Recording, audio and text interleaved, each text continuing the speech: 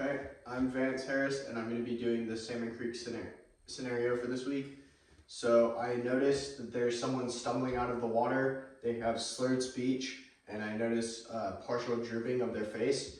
I note that these are all signs and symptoms of a stroke. So I'd first grab gloves, then I would move the patient away from the water so that there was no risk of them or myself being harmed.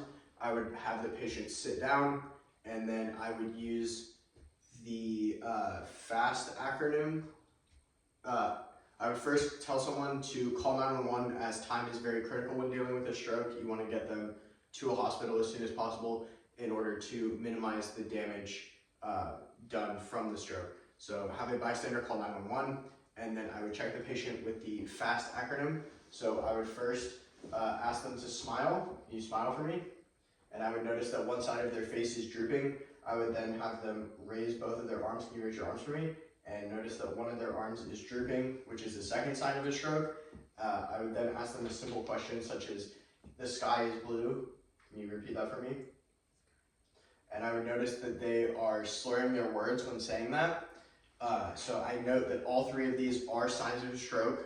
I would then lastly note down the time that these symptoms started, and then would give that information to the paramedics when they arrived, so that they can know when the stroke happened, as that is extremely important when dealing with this type of emergency. I would then have the patient lie down,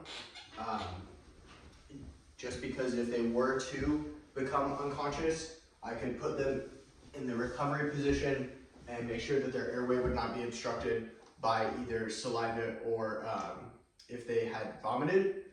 I would then continue to check both their pulse and their breathing, and if I note that they are no longer breathing, I would then begin CPR and chest compressions until the paramedics arrived.